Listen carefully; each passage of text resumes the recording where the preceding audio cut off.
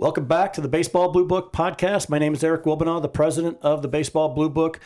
Really looking forward to this podcast. We've got Coach Tom Cantrell from the University of North Georgia with us.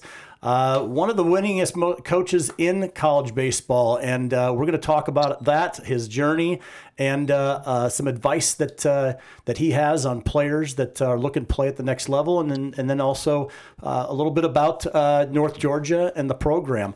But before we begin, I want to make sure that you guys subscribe to the channel. It helps us out, gets the message out, and I appreciate everybody that has subscribed. You guys. We've got a loyal following, and it's been a lot of fun doing this. So we're going to get going right now with Coach Tom Cantrell. How are you, sir?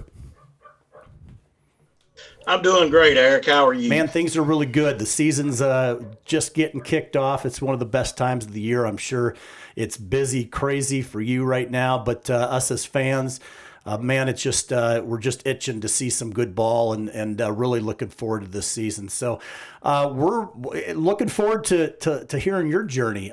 You've had a pretty good, I think, a pretty good coaching career. And I'd like to start off with just kind of where it began, and really the progression of getting to where you are now, and hear a little bit about you, sir. Well, Eric, it all started in 1990. The junior college I played for, which no longer exists, the Cab Junior College, which, Jim Morris started back in 1977, the former coach at Miami. But I was fortunate enough to play 2 years there before I got drafted by the Atlanta Braves in the 7th round in 1985. But after my pro career, I got into coaching, and I went back and really just followed where I grew up playing. College Park Post 50s, where I got my start coaching. And then I coached some East Cobb baseball back in the day when there was only 3 or 4 teams. But in 1990, I'd been out my college coach, Doug Casey, knew how much I love baseball and knew I wanted to get into coaching. And the main reason I wanted to get into coaching was because Grady Little and Coach K. Grady Little, who was, the manager for the Red Sox and the Dodgers, I was fortunate played for in 1986, and we won an Appalachian League World Series together. But just the way he treated people, and his coaching style and everything like that was probably the first time I knew that I wanted to stay in the game when I couldn't play anymore and help young people. So Coach Casey asked me to be his assistant in 1990. And some people that, think coaching is you get into it and you want the big job and you get paid and everything like that. Well, I coached junior college baseball from 1990 to my last year in 1999. 5 years as an assistant, 4 years as the head coach.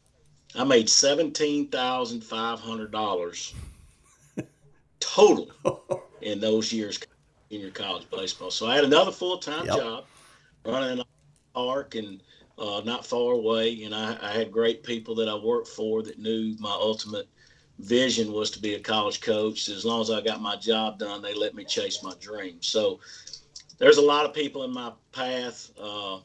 First of all, my Lord and Savior Jesus Christ, that gave me all these opportunities to be put with people that knew the path that I wanted to take, that made that available to me. But that's where it started in 90. And then when Doug Casey retired, I wanted to be the head coach, and the AD Greg Ward gave me the job. We won 3 conference titles, 1 regional title, and went to Grand Junction in 1998. College World Series, only the second coach, Jim Morris, took them back in 77, and then we went in 98. So that's where it all started. I stayed there as a head coach for 4 years. We had a top 10 program in junior college in the country, in the junior college ranks. And fortunate enough to have somebody that I ran into that wanted to get in coaching, an older gentleman who just wanted to be a part of it. And he went to the University of North Georgia. Now, Eric, I didn't know anything about the University of North Georgia, okay? And what people don't realize is they hadn't had baseball here since 1977, And when they had it, it was more or less a club Yeah. team. So when I was Bob wanted me to they wanted to start baseball. And so I came up, looked at the school. School's fantastic. Military school. Only had 2,000 students at the time. No field, no equipment, no nothing. Starting from scratch. And that's how, and so I took the job. Hello, here, young man. And that's how I took the job. And after the first year or two, I was wondering why I did. So when I came here from DeKalb, like I said, I was very successful there, I think, and it gave me an opportunity. I had a lot of passion for it. But what the intriguing part was about this was to start something of your own. Something, start from scratch, no nothing. So you wasn't cleaning up after anybody. You wasn't, whatever this is, it's got your name all over. Good, bad, or indifferent, the way people look at it, that's the way we had to do it. And we had to do it all. I mean, from building the field to fundraising. We were an NAI school when I came here. So I think the thing about me is I've experienced every level of coaching in college except Division III and Division I. Okay, so I've been a junior college coach, I've been an NAI coach, and now I'm a Division II coach. And so I know about those three areas, and I have a lot of friends in Division I, in Division III. So in all baseball at those levels, what people don't realize is very, very good. It's like when I first came here and we were NAI. Some people go, well, they ain't gonna be very good. It was just a club team back before and everything like that. They didn't expect very much. And they didn't even think we played with 90-foot bases. So, most people didn't know anything about it.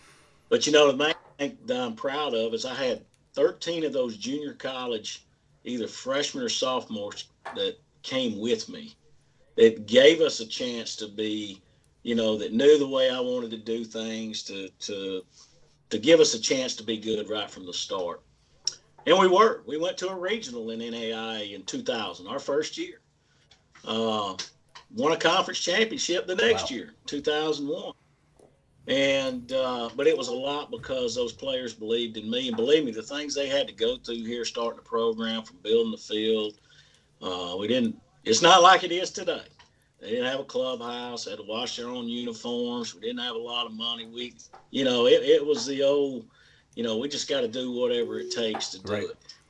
But the one motto that I always have, Eric, is if you're going to do something, do it right. Do it to the very best ability that you can, or you shouldn't be doing it at all.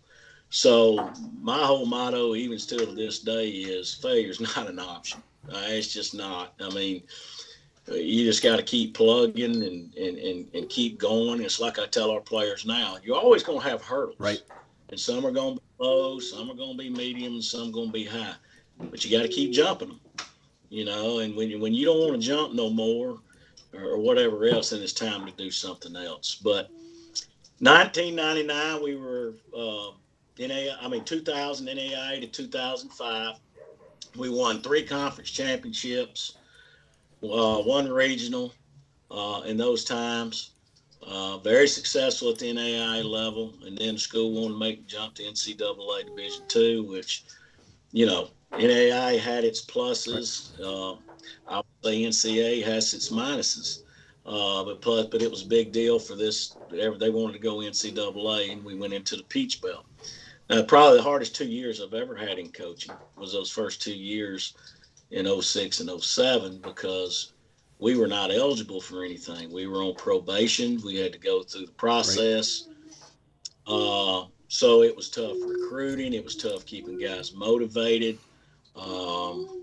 It really was, because what you're playing for is the future. And we went to a lot of young guys, and we had to keep them motivated and doing those things. And I'm going to tell you, that was a challenge for 2 years. I give the school credit here at the university. It was a 4-year plan that we did in 2. And, we sped up the process, and they made everything to where we could compete for championships in 08. And then, in '08, we were fortunate enough we won the Peach Belt Conference tournament and went to a regional our first year of eligibility. Awesome. So that was something to be proud of. Uh, and then I really think the program, for a lot of different reasons, had to be reevaluated and worked. We had to go a different route. What we started to see and what I started to even knew that I had to change our philosophy and what we would let kids do and get away with and everything like that. So the focus had become too much on the partying aspect of it and not the baseball aspect of it. And I would say, even though '09 was good, 10, those teams underachieved, but there was a time from 12 to 14, if you look, just being transparent, being upfront and honest and everything, from 12 to 14, this program was not in a good place. We had the wrong people in it. We were going the wrong way, and I had decisions, some tough decisions about what we were going to do with off the field issues and what we were going to let our kids partake in or what the consequences were going to be. We have a no drinking rule here, and that's something we had to put in play, Eric. Yeah. It became too much of a focus here. And when social media started, of people being online with North Georgia baseball stuff and being drunk out of their mind and doing stupid stuff. That was not the perception that we wanted this program to have. We run a first-class program here, and our three mottos are that we want you to be the best possible person you can be, get your education, and the best possible player you can be, and that in that order. So baseball is third. And so, we weren't doing that. Yeah. So in 14, I had so many problems, Eric, that I had to dump 25 of the 32 players that were on the roster. Wow. Yeah, I mean, that's how bad it was. And I had a kid, matter of fact, come in my office and told me, he goes, "What you're trying to do, you'll never win. This program will never be successful." And I said, "Well, I know one thing. You ain't going to be here to find out because you're out of here." So, but anyway, where I think the program really turned was in that moment. In 15, I mean, we had just gotten a clubhouse finally. We'd been here for 14 years, never had a clubhouse. Administration, our AD, Lindsey Reeves, was great in that process of Coleman Fieldhouse that we have now. Is state of the art for our players. It's as good as anything that anybody has. But and then the administration made the determination because of the climate and where we're at to turf all the outside athletic fields. And I'm going to tell you, Eric, that's where this program turned. It gave us in our climate a chance to get work done. We turned an old facility that was used down here when high school buses used to be there and they had a bus barn. We turned that into an indoor facility. My assistant coach, Nick Palmer, he did a great job with that. That was all his foresight. He took the lead on that. He turned a broken down bus barn in with the help of our administration and Mac McConnell, who's our vice president here, finally, who loves athletics. None of this would have been possible. And our president, who's retiring, Benita Jacobs, had the foresight of where she wanted to take athletics. So they brought me in and said, "How would you like turf?" And everybody thought I wouldn't because I was just such an old school guy. But I said, "Man, I'm tired of pumping water, pulling tarps. I'm getting old." And field turf, I had a relationship with at the time, and to me, they're the best in the business. But we had field turf. We had a regular field. Our last time was the fall of 2014. So they told us they could get it ready, and they did. And, when we came back to practice on January the 5th or 6th of 2015, we had turf field. Dirt mounds, though. Eric, I can't go with the turf mounds. Corbs believes in those turf mounds. They don't want to. I just can't do it. I think pitchers got to be on the dirt. So the only thing that we have dirt here is the bullpens and the main mound.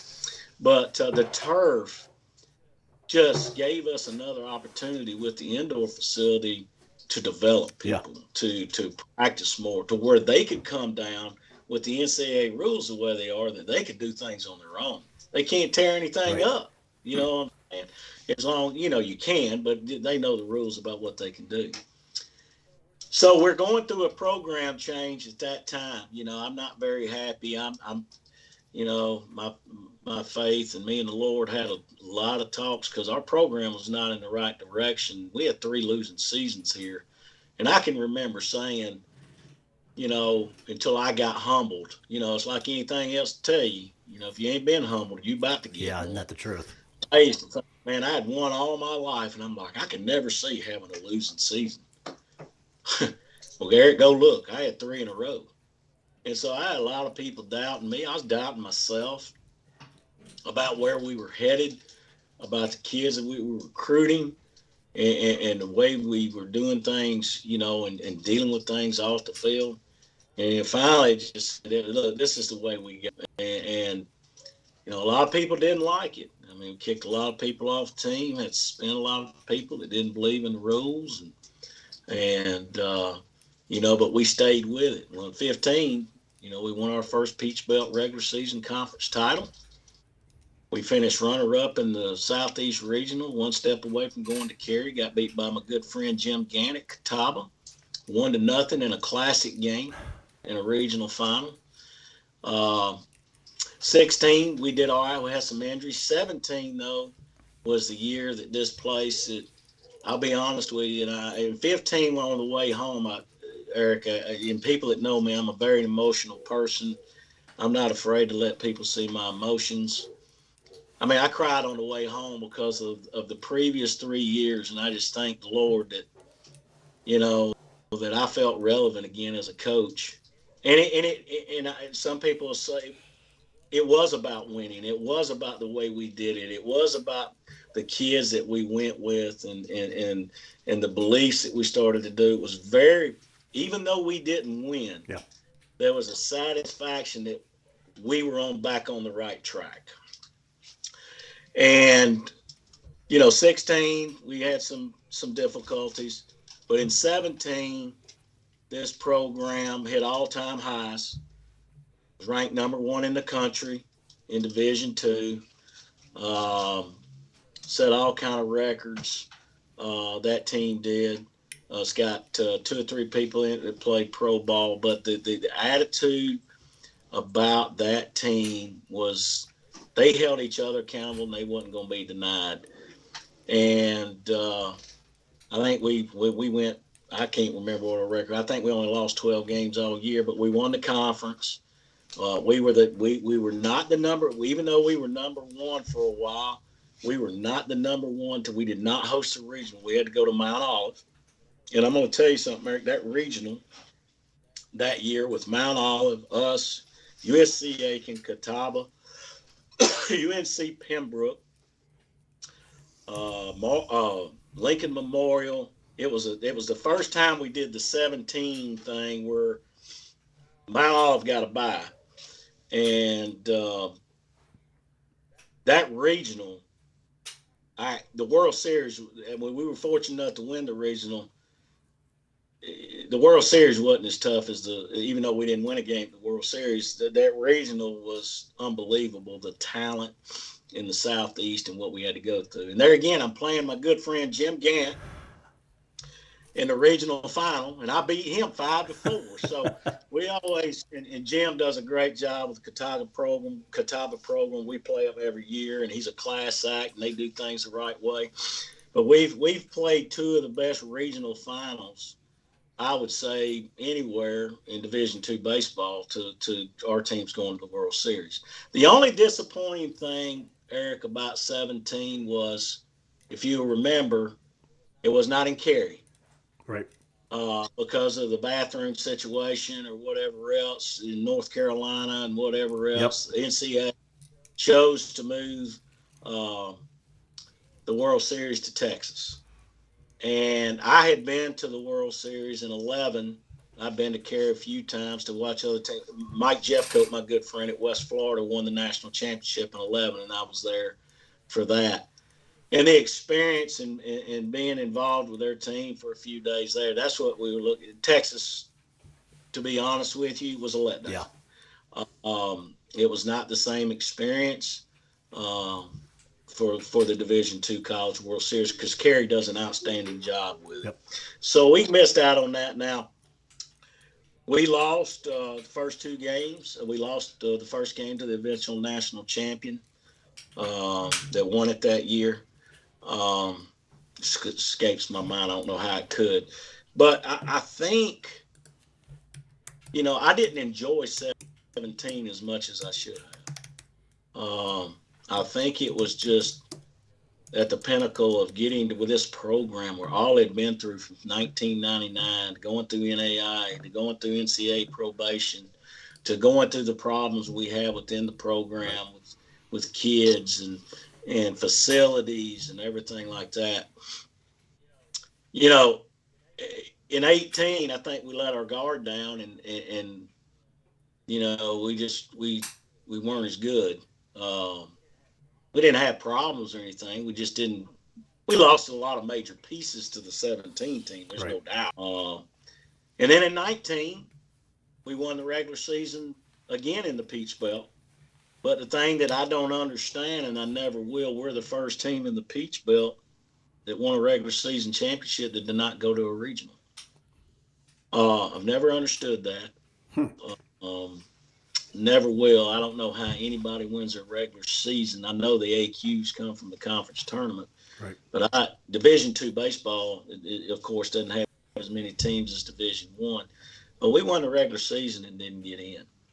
So that was very low point here. Yeah. And then 20 COVID. Yep. Played. We were 13-6, played 19 games. Season's over. Right. 21, we played 40 games. We finished second in the conference. Last year, just a terrible year from an injury standpoint. 22, ended up having a couple pitchers playing for us at the end on a position, but we don't use that excuse here. But we finished sixth. Was not good. A lot of turnover. I mean, right now, after our first, we start 4 freshmen. We have 16 freshmen in our program. Wow. Okay. I know we're going to get to this thing about the program and all. I'm not a big transfer portal guy, Eric. I'm just not. This COVID thing has messed this up for a long time for a lot of kids. It gave a lot of people the reasons to cut programs, to cut junior college programs, to eliminate minor league baseball, to go to a 20-round draft, which is hurting guys in Division II. Peach Belt, first time that I've been in it, we didn't have a player drafted last year. And I had a player of the year in the All-American, Cruz Taylor, and he didn't get drafted. And hit 23 home runs, hit 400, and then went to independent ball and hit another 15. He's still not signed with the pro team. So a lot of the things that COVID has eliminated opportunities for baseball. But as far as the program goes here, we started 4 freshmen last weekend. We will start them all year. I don't have a problem with that. They're good enough. If they're good enough to play, they're good enough to play. A lot of people don't agree with that avenue. They're looking to quick fixes all the time. Our program's more about development of the person and the relationship through the process of playing college baseball. So we're not a big transfer school. We're a big development school, and I'm more development on people. I think we've had 16 guys in this program since it started that played professional ball. We're not going to have many more because of, like I said, those opportunities are. But we still have a chance to make a big difference in what these people are going to be in life. And, forget all the wins and championships and stuff like that. We're developing winning people here. And when people look back, when I'm done here, I want to be remembered for not only yes, I want to be remembered as being a great coach. We all do, and I don't think that I'm not. But I think what I do better than most is develop people and love people and want to see young men succeed after they leave here. And that means telling them things that they've never heard before. And believe me, now more than ever, Eric, they don't know anything because nobody tells them the truth. It's all about somebody telling them whatever they can to get money to play for a travel team or a showcase, or tell them how great they are and whatever. They don't know the game. They play it, but they don't know anything about it. And they don't know about winning. They don't know about losing. They don't, and they're very selfish and self-centered. So here at North Georgia, it's about the family, and it's about developing relationships. Well, and Coach, let's. I want to ask a couple questions on your journey, and Yeah. I think you're ready to kind of move into the program, and I appreciate that. One of the things I hear is really the. I hear it all the time with coaches. You think of the coach's personality and their journey, and it really mirrors the program. And that's what I've heard in today's kind of episode is the ups and the downs, the challenges, the emotional kind of I would have even imagined emotional roller coaster a little bit that you've gone through over the 24 years that at North Georgia, the highs, the lows, the winning a conference champion and not going to regionals. That's a lot of adversity, a lot of opportunity for you to really look inside and how are you going to make this program even better, or even how you're going to make yourself a better coach. And I appreciate you sharing a lot of those things. I appreciate everybody joining us. Make sure that if you haven't subscribed, please subscribe. We're going to get into Coach Tom Cantrell's program now, kind of his philosophy of what he does, and really some advice that he has, because I think that's where you're going, right, Tom? It's really a lot of things have changed. You've talked about the COVID has really flipped this whole thing upside down with the portal, with the transfer, with the lack of opportunity at the next level beyond college. So why don't you go ahead and now kind of just talk about your philosophy, and if it's some of the things that you're really challenged with or not happy with, well, I'd love to hear those things as well. Yeah, I mean, and let me go back to the transfer portal. I'm not saying we wouldn't take a kid, because let's say we recruited a kid and he made a decision to go somewhere else. And then he goes in the portal and he calls back and he says, Coach, I should have came there. If we have a relationship with that person and we've recruited them, then they're on the table for us. And most of the guys that we're losing in recruiting or to some small time D1s and some mid majors. So I don't want to say that we don't take anybody from the transfer portal. That wouldn't necessarily be true. But the guy that's been somewhere for 2 years or whatever else, and all of a sudden has become unhappy and whatever else, what people don't realize, when you take that person, he wasn't good enough to play where he was. That's why he's transferring, or there could be some other reasons. But when they come to your program, they're going to, if you got discipline, they come in and play without any competition. Right. So, we just don't make those kind of guarantees. The one guarantee we make in our program, Eric, is opportunity. And you have opportunity every day. On a recruiting visit, we don't promise them anything. One thing I am proud of here, I've got 37 players in our program right now. All 37 are on some kind of scholarship from the baseball program. That's hard to do with 9 scholarships in Division II. But here's what we preach here. It's all for one and one for all. So if you're going to have that, so the mindset is everybody's taken care of the same.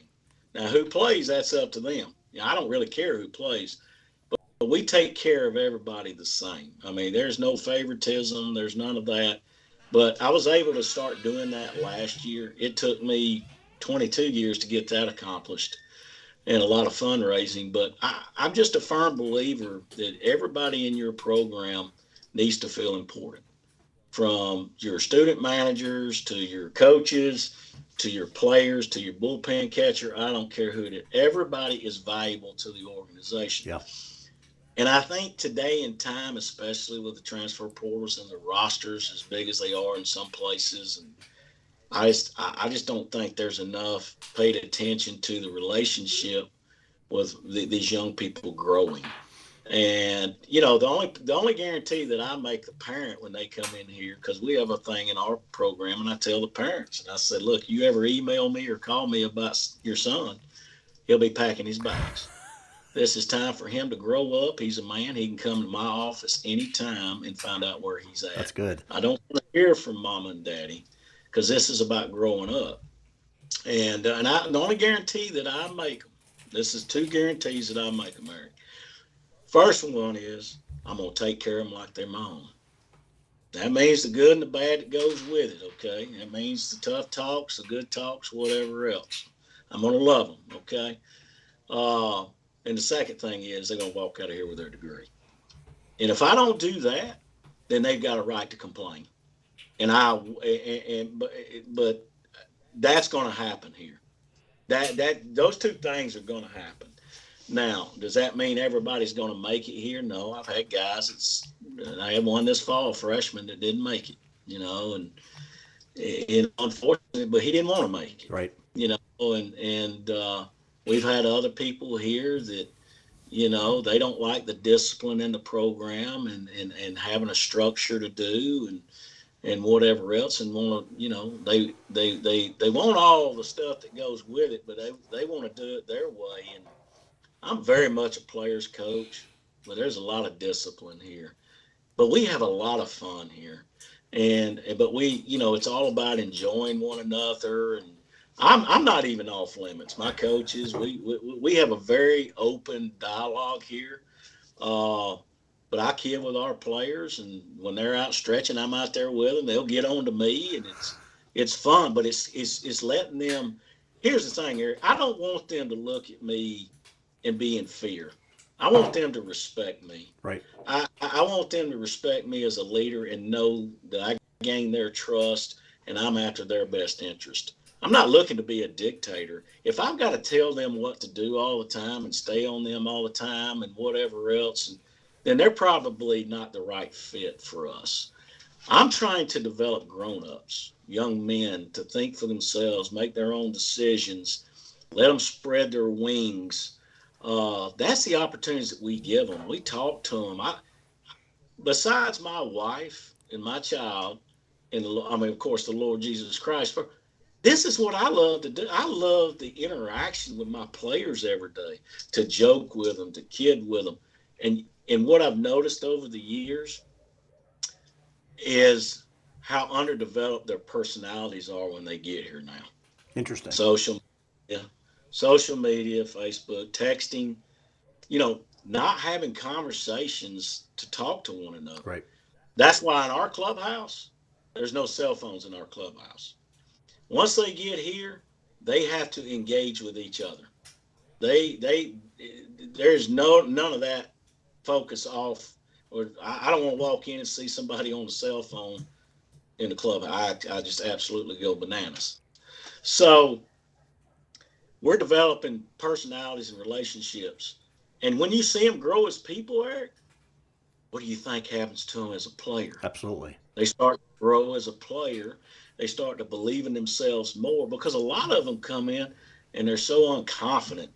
And they're worried about the result instead of going through the process. And they can't, our motto around here is something bad happens, move on to the next thing. Let's move on. You can't do nothing about what just happened. Yep. But you can control what's about to happen. And you can't let what just happened, let what's fixing to happen control you. So we a lot of philosophy around here, a lot of psychology, a lot of communication, yep. A lot of love. There's not one day that our coaches here, me included, don't tell our players we love them. And we show that love. It's one thing to say it, but they have every opportunity here to succeed. If they don't succeed here, it's because they didn't want to. That's good. That's good. But, it's like I told them when they come here on a recruiting visit, I said, look, we're going to do our part, but you got to do your part for it to work. You got to meet me halfway. I can only do my part. And my staff does a great job. I'm so blessed. Kane Keith, an up-and-coming young pitching coach that I was able to get from Georgia College. He's my recruiter, my main man doing that. He does such a fantastic job with the pitchers because I can't stand to deal with the pitchers, Eric. I can't. So you gotta have a great coach that can deal with those pitchers. He's very disciplined. He's very organized, and he's very energetic. He's got a lot of passion. That's great. And he loves this place, and he's been here for maybe this is his third year here, and he's doing a great job, and what's great about watching our coaches too. My oldest coach is 36. I'm 57. So I've got a 36 who played for me, who's been here 18 years. Kane, who's 28, and Carter, I think, is 25 or 26. But you see these guys work. But my whole thing about talking about the players, these coaches know what I want, okay? And I don't micromanage them. If something goes wrong, we talk about it and everything else like that. But they have full autonomy in this program. Because, see, Eric, I can't do it by myself. This ain't a one-man show here. You're talking to me today, but there's a lot of pieces that go to this thing. And that's what I'm saying. It just ain't about now, yes, I'm the conductor and the leader and everything else, and my vision takes place here. But you still got to have people that believe in it, that are reinforcing that for you. Absolutely. And believe me, I had coaches earlier in my career that I'd stand in front of a team and say something, and when it was over, they'd tell them the total opposite, and I'd fire those guys. So, it's all about everybody being on the same page. Yep. And that's what I'm saying. As I've gotten older and I'm winding down, and how long the good Lord wants me to do this, I'll do it as long as I'm making a difference in people's lives. Not how many games I win. Well, and it's not about that for me anymore. I was gonna say coach, but I should probably say preacher. So preacher Cantrell. You've got a message, and I love it because you say a lot of. You got to have everybody believe in it, and it's a consistent message across the board. The players know where they need to be, and listening to what kind of how the program has come together with the growth that you've had. I'm just sitting here just listening, and it's been amazing. What and to a couple of questions, and specifically. Players that you're looking to recruit. There's a lot of questions out there. There's a lot of responses out there, but I want to hear it from you. The question is, what do I need to do? I've got a player. I've got a kid that plays. I think he's good enough. He wants to play collegiate ball. There's all this advice out there, but you're a coach, and you're a coach that's out there with recruiters, and you're talking to these players. What are some things specifically that you believe really makes a difference in getting the opportunity to play at the next level, and more specifically at North Georgia? Well, at North Georgia for us, we're very lucky. And Coach Keith does a great job. He's got a recruiting list. Like I said, I have to tell him all the time that's enough. And we have a lot to offer here. So I would like to say in our level and everything like that, not a lot of people have. I've got the school. I've got the school, which is outstanding.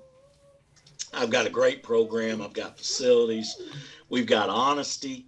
We've got, we're not going, we just got character, and that's the kind of people that we're looking for. It's like I tell people all the time, we go see players and everything like that. And I know a lot of coaches are the same way. Kid can probably play, but does he fit our profile? Right.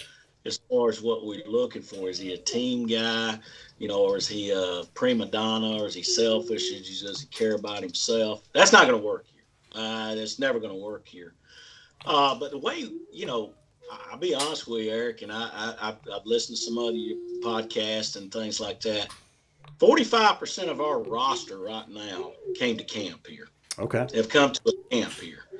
And so I would tell young people today, especially the email route, the recruiting service, some of these people are panicking and paying these astronomical amounts of money for recruiters to do what they could do, which is send an email to a person they're interested in or whatever else. But I've said this many a times, and I said this years ago. If you're a player I think a lot of players today don't even understand, so, man, I can't go to D1, but I can go to North Georgia. They ain't even seen North Georgia play. Right. They don't even know what they're talking about. So what I try to tell everybody to do, just like the 5 I've been fortunate enough to NAIA coach, junior college coach, believe in those things. Division I, of course, Division III, there's great programs in Division III. Don't get enough credit. Go to one camp at all levels. And go to one where you're going to get an honest evaluation. See here, Eric, we don't take more than 6 people in a camp. All right? So North Georgia ain't the place to go, well, we got 200 people and we're running through and we don't even know who to talk. That's not how we do things here. It's not a money-making thing. For like I just said, 45% of our roster came to camp. Okay? So ours is about giving a true evaluation of that player that comes to our camp, and for us to look at him, and if we don't like him, say, okay, young man, this is where I could see, this is our evaluation for you. You probably need to look at a junior college, and things like that. I think camps are getting a bad deal too, because a lot of people are making money in camps, but they ain't. They bring these kids in and they don't know them and they just want to get their check and they go through the drills and go through the pro day workout. Coach Keith does a great job. Again, I'm giving him a lot of props. He does an evaluation for each kid in our camp and sends it to them. Oh, wow. That takes a lot of time now. Yeah. Yep. That's a lot of time. Yep. And but what we want to do is we don't want people to associate us with making money and not giving the service for what we do. And I think that's it. But, of course, if you can play, especially today, you can't hide anybody. Right. If you're recruiting and you know your area and your contacts and everything like that, you're going to know who can play. It's about finding those people that other people – a lot of guys are looking for guys, hey, throw the ball on the field, let them go, they can play. We're looking for guys – that we see a future in, maybe develop them a red shirt or something like that, where they can be a good player down the road. That 17 team that went to the College World Series here, all but about 5 players were homegrown. So, I'm just an old guy that believes in getting my own and developing my own. When somebody else, my experience is when I bring somebody else in from somewhere else, I'm going to say, because it ain't been all of them, I'm going to say realistically 7 out of 10 don't work. Yeah. So it's not going to work more than it's going to work. So, but I tell these kids to go to camp. Yeah. Go to a camp where you're going to get an honest evaluation, where somebody's going to tell you the truth. That ain't going to lead you on just for you to write a check. And I'll be honest with you. I know a lot of people look at, well, you're really too good, and all this. And no, I just believe you should do the right things. And try to. Yeah, and Coach, I really appreciate that because I love you brought up so many different points, right? It's social media of the things that's going on there. Kids not knowing how to communicate. They're stuck on their phone. What I'm hearing you say is a couple things. One, emailing the coach, right?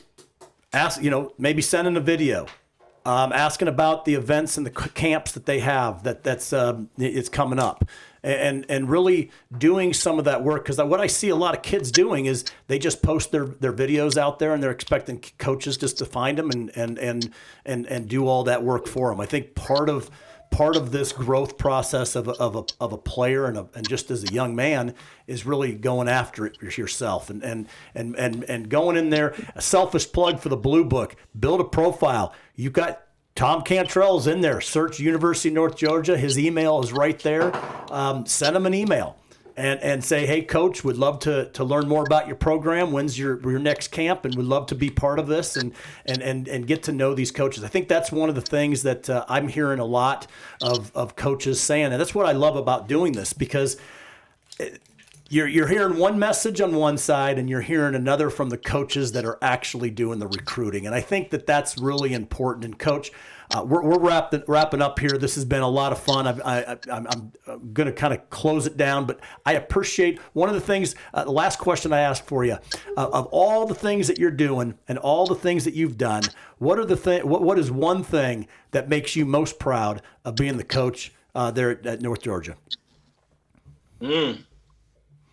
I think, and I get told that I don't do this enough, reflecting and whatever else because I'm very humble, but to look at 1999 and look at pictures of where it was and to see where it is now and to think in my wildest dreams that it would be what it is, I would have to say I didn't see this. But like I said, through all the ups and downs of starting this thing, through all the money, the great alumni, through cancer that I went through here in 2003 when I, started coaching here and overcoming it. And just to see the satisfaction that I get of seeing the players come back like Brian Snitker, we had their weekend here. He donated a scholarship here, the Braves manager. Troy Snitker played here and coached here. He's the hitting coach for the Houston Astros. And Chris Curtis, Chad Sage, Dustin Welber, all these guys, Anders Oster's a doctor, but to see all these guys come back and still, and the expectations they have for the young men that are in this program now, and to tell them what they didn't have, what they do have. Yeah. And just to see all the love and how they get along and how they like to hang out with me and bust my chops. I've lived a great life and I've been very blessed. And I'm very proud to be the coach at the University of North Georgia. I'm very proud of what we've built here. That's great.